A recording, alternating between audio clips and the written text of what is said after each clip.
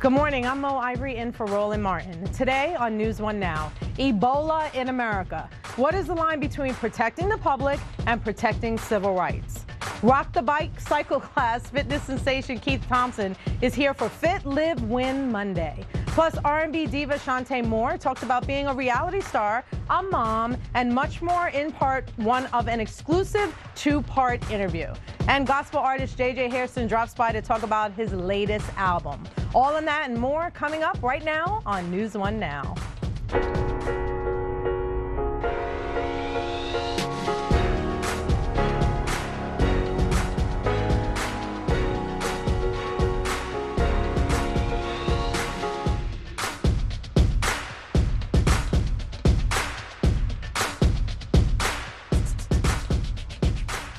At the urging of the White House, New York and New Jersey governors Andrew Cuomo and Chris Christie ease strict quarantines for returning healthcare workers. I know you have seen these stories. Now, both governors now say healthcare workers who had contact with Ebola patients in West Africa can now serve a mandatory 21-day quarantine at home, provided they do not present symptoms. This after both governors had issued a mandatory hospital quarantine on Friday. Very quickly, just like that. It's a little too late for nurse Casey Hickox, though. She was immediately quarantined in a New Jersey hospital after returning from Sierra Leone on Friday. And she has hired an attorney, no shock there, to look into her civil rights abuses. So where's the line between protecting the public and protecting an individual's civil rights? Let's talk about it with my panel. Aisha C. Moody Mills is a senior fellow and director of the Fire Initiative with the Center for American Progress. Paris Denard is a political strategist, and Michelle Hutchins is a communications strategist as well. Okay, so listen, I mean, okay, let's make a policy and institute it right now, because that's what happened on Friday. In the morning, they called each other, New York, New Jersey governors, what's up, hey, we should do something. No federal oversight. Bam, the nurse ends up at the Newark airport on Friday, instantly goes into mandatory quarantine. No symptoms. At all. First of all, the fact that we're having these panic attacks right now about Ebola in the United States is really frustrating and really problematic, because what we're doing is we are misleading the public to think that they can actually go outside and go to the grocery store and catch Ebola. That's not going to happen, first of all. If anybody knows how you transmit Ebola, it's not by going to the grocery store and like... That's what we know right now. That's what we know right now. We also know that there's been a very small handful of cases in the United States, okay? This is not a huge epidemic that we're having. I think these knee-jerk reactions by these lawmakers, all they're going to do is create public panic in a way that's completely unnecessary, and I think it is going to derail the public health imperative to make sure that people are being safe. Okay, Paris, I see you itching over there like, wait a minute. Mo, these aren't knee-jerk reactions. These are decisive actions being taken by the governors of these states, and that's their job. They're supposed to make the tough calls. The reason why they're doing this is because the only way to get Ebola in America is for someone to have traveled to, or have been in West Africa, traveled here most likely by plane, and come to this country. Now, if we'd had no cases of Ebola in America, that'd be one thing, but we have had multiple, at this point, multiple instances of Ebola. One has died, and the only way that that came here was by plane. So it is reasonable to put somebody in an incubation period for 21 days, because whether you have the symptoms or not, you only get this, you're contagious after you get the symptomatic. So you don't know whether you have it or not within that 21-day period. So this was the right thing to do. Okay, Republican Michelle. and Democrat made this decision. Okay, Paris just said a second ago that it is prudent for governors to take swift action and do something, but is it really, President Obama doesn't necessarily agree with that. Is it for politicians to be making policy around Ebola, or is it for medical public health officials who understand what Ebola is to advise on how we should create policy? Well, I think the challenge that we have right now is that we have an entire national health system that does not actually have a recommended policy for Ebola. We've got, approximately 15 beds across the entire country that can contain a situation with a that actually has the biocontainment units that can handle it. 12 of those are halfway over in the Midwest. There's only 2 here in Washington, D.C. I think the greater issue is that whatever the rule is or the policy that becomes of it, we don't have the capacity to handle it. Should it become an issue, should there be a crisis or a pandemic of the situation here in Ebola, in America. The other thing that is really concerning to me is that, you know, I know that Katie is saying that, you know, she's a very responsible health. Casey. Casey, I'm Yes. sorry, Hickox, Ms. Hickox is a very responsible healthcare worker, but we've seen cases already where there's been responsible, informed healthcare workers making poor decisions along the way and Dallas, putting you're other referring people to. at risk. Okay. And even in New York City, you know, you had another There's a 5-year-old now, a little boy who came Exactly. yesterday who has Decisions are 103 not being fever, made vomiting. well. Okay, so decisions aren't being made by public health officials, but again, is this for governors all on their own with no federal oversight to just step in and start making sort of like these, you know, decisions that really do touch on people's civil liberties? But isn't that what the Ebola czar was supposed to be doing, helping us to set up a structure so that we can decide how those decisions should be made? Who's been in until place that about happens. a week and a half. About I mean, a week he and a just half. started this job. The one thing I want to back up and make sure that we're conscious of is that we should not be treating these healthcare workers who, for all intents and purposes, are heroes. Sacrificing. Sacrificing, Yes. putting their lives on the line to go around the world to save people that the rest of America, quite frankly, has dismissed in West Africa a long time ago, who are coming back home now and being criminalized and being treated as if they are the scum of the earth. But when in Aisha, fact, what they're doing is that they're trying to help 21 people. days that much of a sacrifice that you can't sit out for 21 days to make sure that you don't infect the next person? Because that is a strong argument, I don't Paris. think that the government should be in the business of quarantining anybody. I mean, we've seen government is us in the go business of down this healthcare. road. We can talk about both. Paris, let me hear what you have to say The on that. government is in the business of healthcare. President Obama did that with Obamacare, and so this health czar, it's a government official. These are government officials making these decisions. It's been like that for a while. But when it comes to Ebola, Ebola does not care if you are a doctor, if you are a nurse, or if you are a child. It will infect anybody, and because of that, the non-discrimination of Ebola, you've got to treat everyone the same.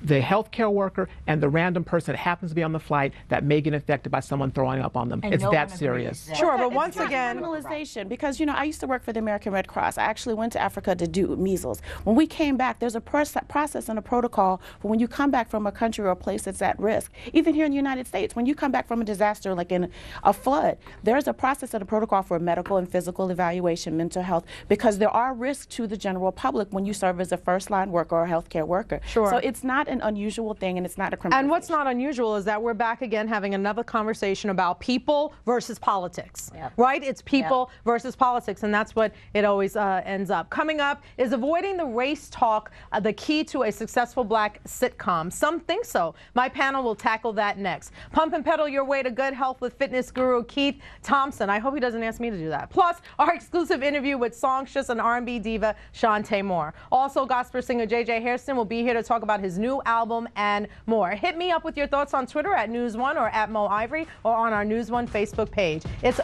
7 minutes after the hour.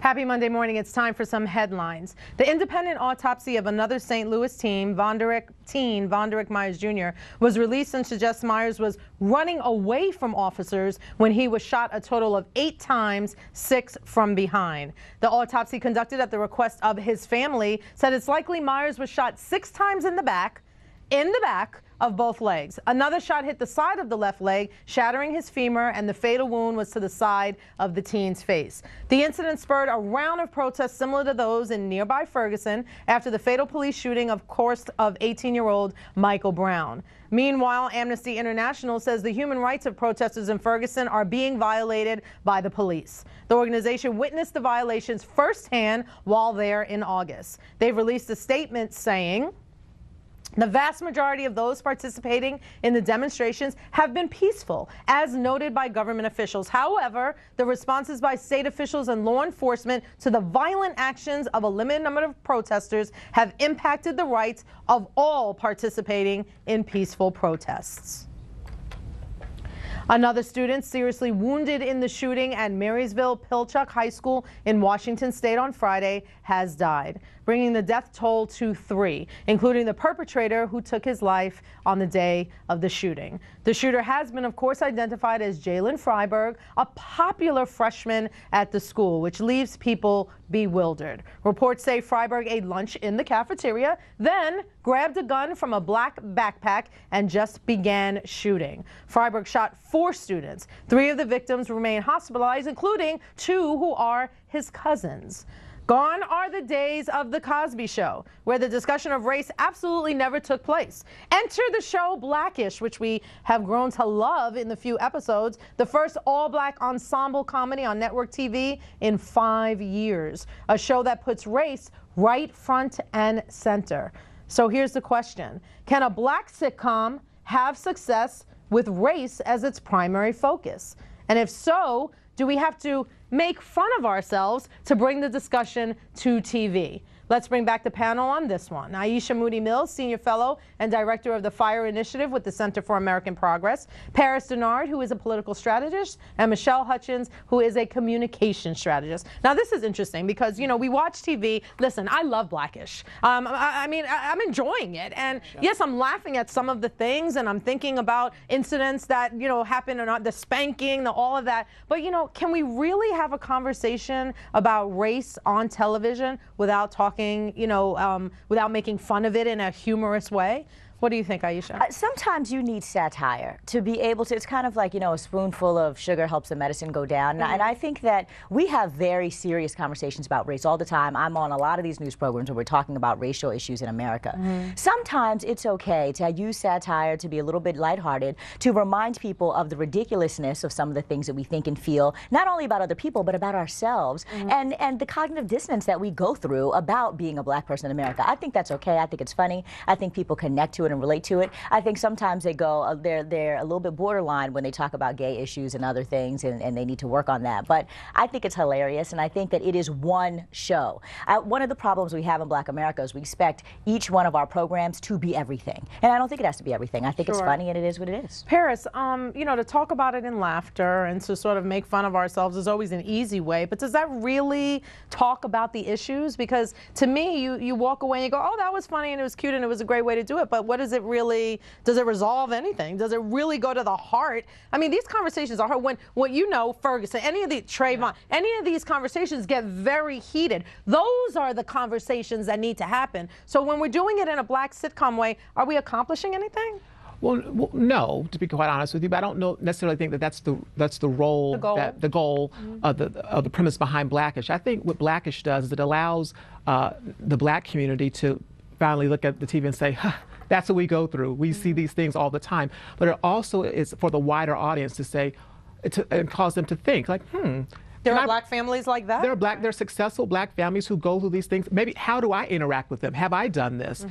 Can I see this in my own family? That was the magic of The Cosby Show. It was that allowed white America to identify with a successful black family and give them a new image. But it causes you to think in a different way, but in a lighter fashion. But Michelle, The Cosby Show never, I see you over there like, oh, not so much. The Cosby Show never dealt with race. They sort of put things out there and let it speak for themselves without really ever saying, oh, well, you know, my teacher, I didn't get that job. Like, for example, you know, Claire was a lawyer who didn't get a job at a law firm. And then she never came back and said, I didn't get that job because I was a black woman. They kind of just let people think about it that way. But, you know, what do you think about that sort of inference of it, but not really? Well, I don't know that The Cosby Show didn't actually not talk about race. It actually presented a perspective on black culture at a certain period in time, as Blackish is doing now. I don't know that, you know, I think we're kind of like the only people who like hold Hollywood responsible for showing a perspective of what our lives are like.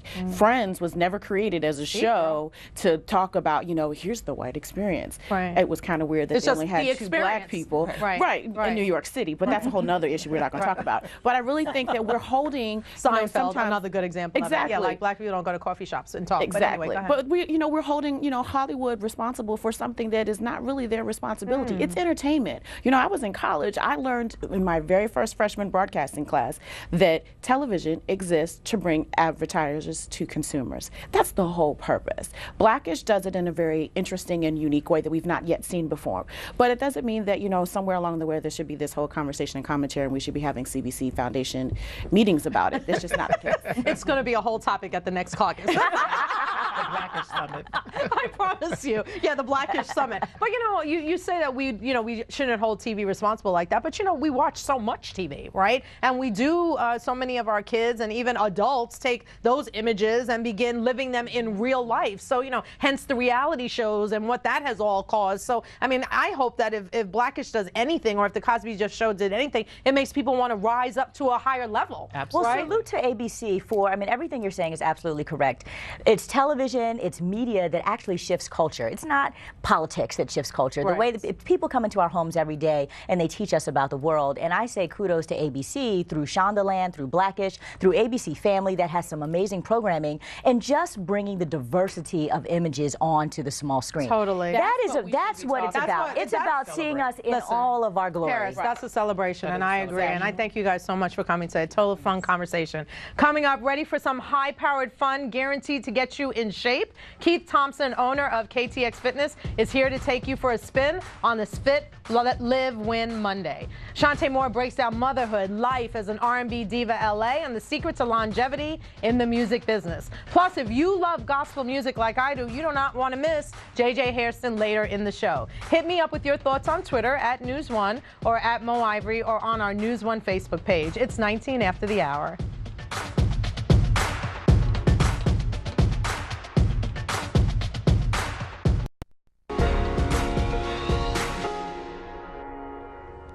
It's Fit, Live, Win Monday, and today we're going to rock the bike. No, I'm not getting on a bike, like, at all. We're going to rock it on the mic, and then he's going to rock it on the bike.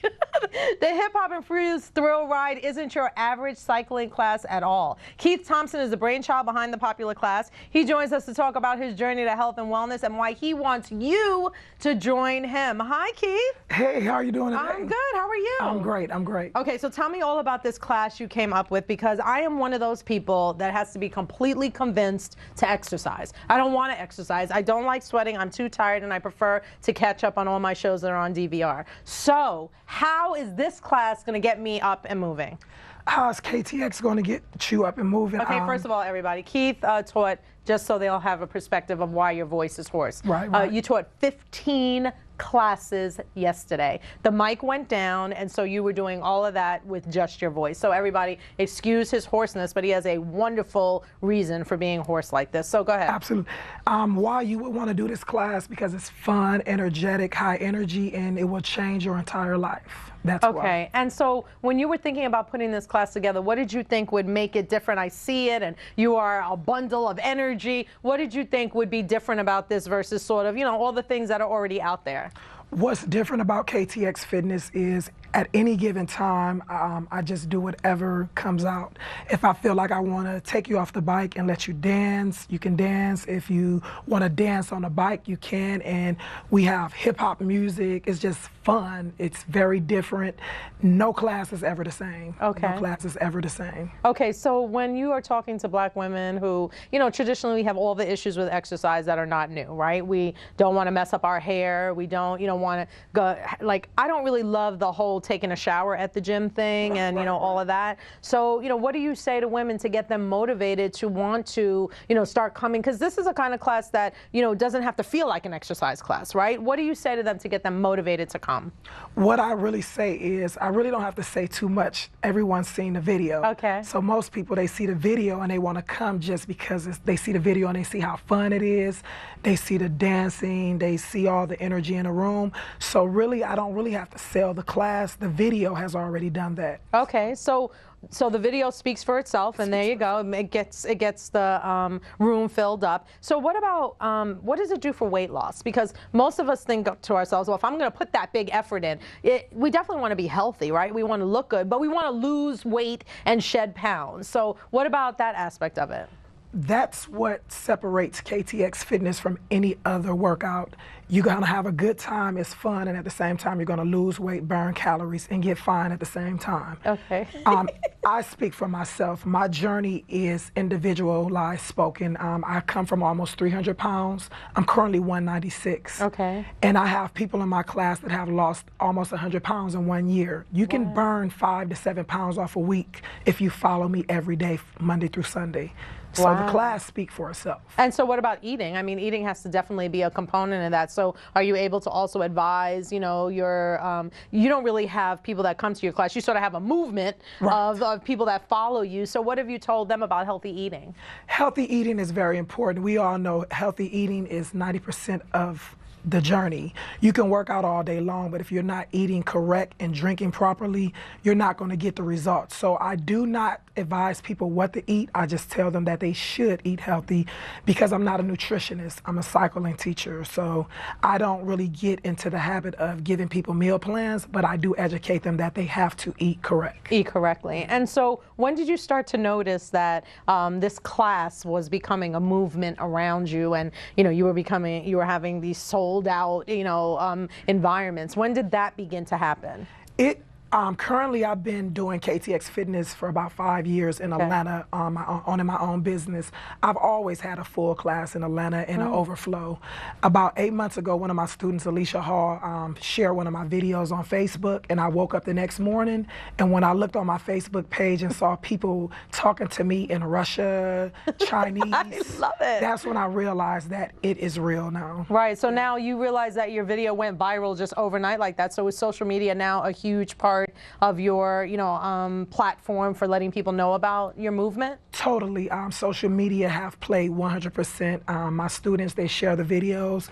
I visit DC, New York. I'll be going to London in February. Nice. So the video has done the job. So social media is not always bad. It can also be positive at the same time. Okay, so now everybody just wants to know how they can get to one of your classes. Where do you teach your classes? Give us all the information, how people can find out about it. Sure. I'm currently located in Atlanta, Georgia. I'm the vendor for the city of Atlanta. I would like to shout out to our mayor, Kasim Reed. Okay. He's really for the program. He pushes the program, and so does the city of Atlanta. So if you're ever in Atlanta, just stop at any local rec center and you'll be able to get all my information, or either you can go to www.ktxfitness or either KTX Fitness on Instagram or Facebook.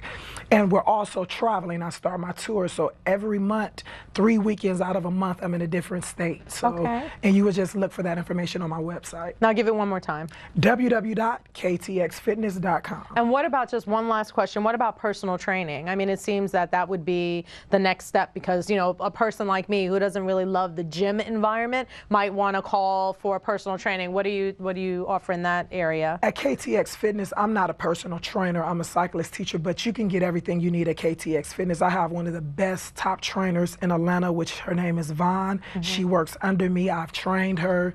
So I know how to change the body, but I'm more of the classroom environment, but I do offer personal training at KTX Fitness. So you can get that with Vaughn. Awesome. And if there was one thing you wanted to say to somebody who wanted to start getting active today but hasn't been, what would that be?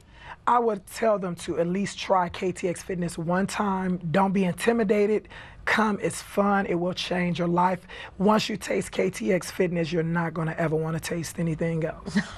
I love it. You will not want to taste anything else. But just real quick, how much weight did you lose? I used to be between 300 and 14 pounds. I'm currently 196 right now. I come from a 44 waist, and I'm in a 32 waist now. So I do tell everyone that the class does work. Well, that's quite an accomplishment. Congratulations to you making your own health fitness into a business that has become a movement. So thank you so much, Keith, and congratulations thank you very much. Absolutely, congratulations. Maybe this will motivate me to get up out of my chair and start working out. Coming up next, part one of our exclusive interview with R&B diva Chante Moore. One to pretend very well at all. I don't do it well. Plus, gospel singer J.J. Hairston's new radio single, Bless Me, will uplift your spirit. He'll tell us why later. Hit me up with your thoughts on Twitter at News One or at Mo Ivory or on our News One Facebook page. It's 31 after the hour. It's birthday shout-out time. Yesterday, actor James Pickens Jr., best known as Dr. Richard Webber on ABC's Grey's Anatomy, turned 60. Funk master Bootsy Collins turned 63. And today, actress and sportscaster Jane Kennedy turned 63. Wow, I cannot believe that. She looks absolutely fabulous. And on this day in history, in 1916, Variety magazine publishes the first reference to jazz music. In 1954, Benjamin Davis Jr. becomes the first black U.S. Air Force general. And in 1981, Andrew Young is elected mayor of Atlanta, Georgia. The sultry songstress Chante Moore shook things up and kept social media buzzing during the second season of R&B Divas LA. In part one of this exclusive two-part series, Chante Moore steals the spotlight with her humor and bubbly side, opening up about her life as a mom, as a singer, and as a reality star. Check this out. Ooh, yeah. All right. Can you have some verb? It's really hard for me to pretend. I'm not a really good pretender. I love you, Chante. I love you too. If you know me, you know that I shoot straight from the hip. I'm not one to pretend very well at all. I don't do it well. I'm very crazy. I'm very bubbly and goofy. I love it. I love Chante Moore. Every time I see myself, I'm like, look at, And it's always funny because you look in the mirror before you do a shoot and you go in there, I'm like, oh, look at my hair, I hate that. Oh, my makeup, I'm not sure about that one that time. It's always something that I'm really extremely critical, so sometimes I look and I'm like, shit. But what I love is that it's natural, it is what it is, and I think it's actually helped me accept how I look and how I talk and move and the faces I make. I didn't know I made that many faces. I really make a lot of faces. I know, right? Right. So it's strange to watch, but it's good. I'm learning to accept what I look like.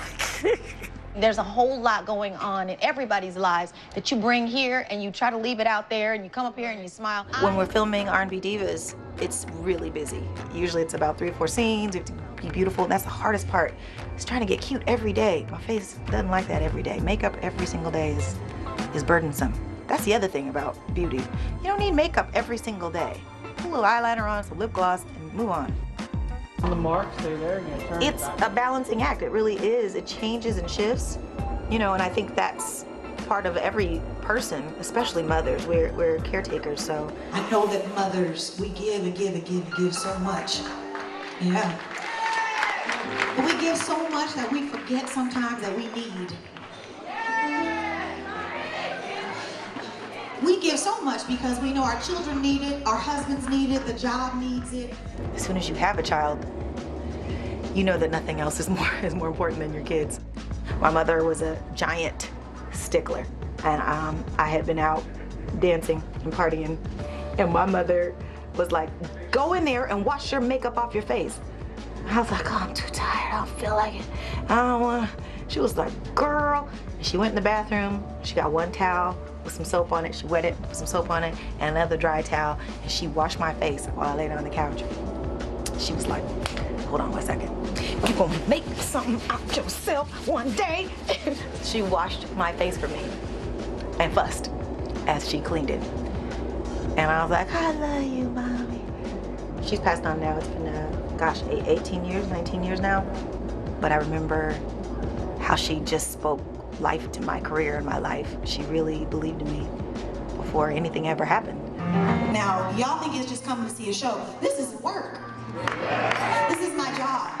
So I can go home and feed these growing children that are growing out of everything. Hello. 3 or 4 weekends a month, I'm out working. So, even if I don't have a record out, the mortgage is due. And so I go to work. So it's a beautiful thing to be able to work and support my family. I work pretty hard most of my life in this industry, but there's a lot of people who've come and gone, and they're gone. Like, I don't even remember who they were, but I'm like, remember that song? And that girl who came out that same year?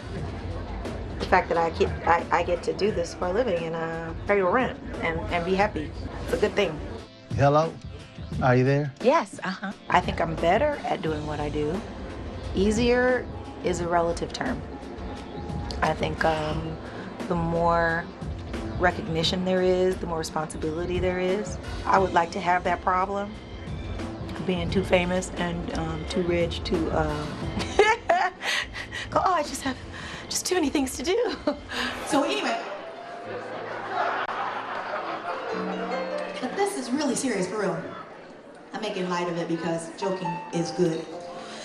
When you sad, some of you gotta make yourself laugh. Part of why I survive through the world is my humor. Deep alone is how we get down. What? So many things happen that make me sad. And I think that's part of being healthy too. Laughter is really good for the soul, it's good for your face, good for your health. If you can laugh your way out, find friends who love you and care and who will surround you with good thoughts. Whatsoever man thinketh, so shall he be. I remember saying I need a break and my neck broke. You know what? It was stress. It really was stress. I just woke up and I had a really sore neck. I couldn't figure out what it was. And wow, before the end of that day, it was Father's Day 4 years ago, I ended up finding out that my disc was herniated in my neck and I had to have surgery. And they had to go in through here to get the disc out of the back of my spine. See, this is where they went in, right there. Pretty amazing. Actually, I have 2 more discs, one above and one below, that I need to have surgery for, but I haven't got time for the pain. I can't do the surgery right now. I can't be down that long. It was pretty scary. It was a wake-up call for me for a lot of things. People that care about me and don't care about me. And that I needed to make sure I took care of myself emotionally a little better.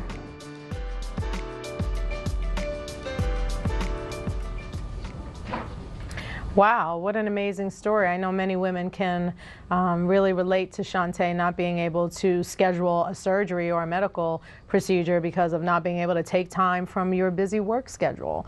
So that is certainly something that we can all understand. And part 2 of that series will be coming up later on, and we'll let you know when that is coming up. Chante Moore, a wonderful young lady who I had an opportunity myself to interview, and I had a great time talking with her. And so we will see part 2 of that series, and we will be able to learn more about what happens next for Chante through her work as a mom and all the other things. Now, in an interview, tune in. We are going to actually have you tune in tomorrow for part 2 of that exclusive feature with the diva herself, Miss Chante Moore. Coming up, gospel artist J.J. Hairston joins us to talk about his new project as well as the evolution of gospel music. Hit me up with your thoughts on Twitter at News1 or at Mo Ivory or on our News1 Facebook page. It is 43 after the hour. The music of gospel singer James J.J. Hairston and his choir Youthful Praise boldly assure you that God has your back. Their new album, I See Victory, features the dynamic voices of Donnie McClurkin, Karen Clark Sheard, and Jason Nelson. Here's a sample.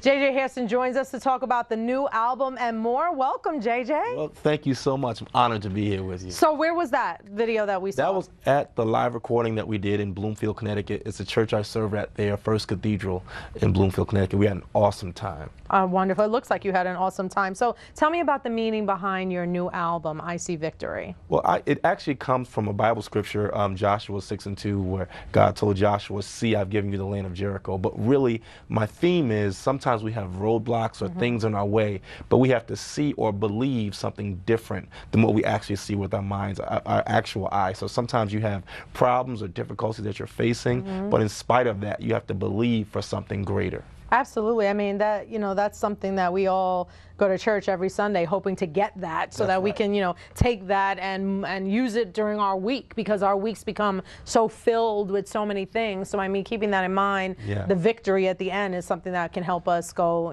forward. And for me, it's become more of a lifestyle, because sometimes you can that's a great way to put it. You look at your problems, you look at your issues, but instead you should look at what your end result should be, or look at what you're expecting to happen, not what's happening now, but what you're expecting to happen in your future. So what are the singles that are out right now that people can, listen for and really get into? We have a single called Bless Me, which is what we just showed with Pastor Donnie McClurkin. He's an awesome singer. Okay, how'd you get Donnie McClurkin to get on the album? Well, he's actually a good friend of ours. He's a great singer, and he's a mentor for us.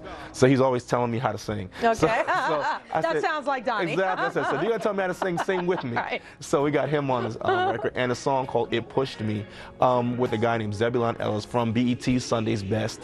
He sung on the song with us, so we're honored to have him with us. Okay. So did you write this? How do you go about it? Do you write all the songs on the album? Do you co-write with people? Usually I co-write, but this one I wrote all the songs. Me and my musical director, Eric Davis, we actually went through the whole record. So the month before the record, I started writing.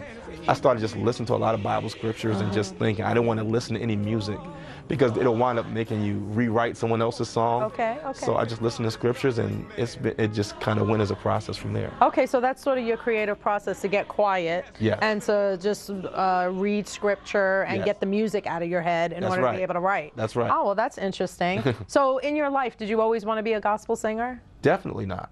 Oh, okay. All right. I thought that sounded like an intro to definitely, but no. So definitely not. So what inspired you to become a gospel singer? Well, when I was a kid, my mother was actually a minister of music at a church in Brooklyn, my grandfather's church, Mount Sinai Cathedral. So I was in church every day. I mean, literally 4 to 5 nights a week. So when I got to Connecticut, I was like, I'm not going to church. I don't want to do anything. Right, the absolute rebellion, Exactly. So I actually went to school for computer science. So I was a major in management information systems. So for like the last 19 years or so, I don't want to say too much, I'm going to age myself, but I was a corporate guy, basically, like you did IT work, a computer programmer at a company called Hubble, and I started singing gospel music on the side. I was a choir director on the side. As a matter of fact, I was doing everything on vacation days. And now here I am. I just officially retired this year. Well, congratulations on that. That's awesome. Thank you so much. So a lot of people might not know that your wife is also a part of your group. So you spend a lot of time together. That would be working and, being married to each other. So how does that work? It's great. I envy some of the other people that don't have a real big understanding of what marriage is, because it seems like I envy them because they're at the beginning place. I'm not at that beginning place. I'm at this place now where I love having her with me at all times. And I envy the freshness they must feel, but I still feel fresh now. She's always with me. She's with me to minister, but she's with me to help me just be cool as well. So that is, you should write a relationship book. That's next. That would be a great thing. So how has the group evolved? What have you seen that, and I'm sure with your wife, what have you seen from when you decided, I'm just going to do this full time, to now where you have an album and Donnie McClurkin is on the album, your wife is traveling with you? What's that evolution been like? Well, I mean, we grew up singing. Okay. So we first started out, we were just happy to sing. Now it's more of a business type thing for us. So that's evolved, as well as we're families now. We're full-time ministers. We're parents. We're husbands and wives. So it's different. Our focus has shifted to, we go to minister and we minister, and then when we're done, we go home to our families. Initially, we want to be out all the time and do whatever we could, go out to eat. But then you have to start compartmentalizing it, like all businesses, right? You have your time that you're doing your work, and then you have your time where you have to shut down and be a family. And we're honored to be able to serve our people and our families in ministry. That's a blessing, because some people have to, like what I was doing, take vacation days and go out to minister. God has given us the opportunity now to actually work for our families doing ministry. All right, JJ, stay right there. It's very interesting talking to you, and we'll talk some more. I'm Mo Ivory, and this is News One Now. When we come back, we are going to talk to JJ a little bit more.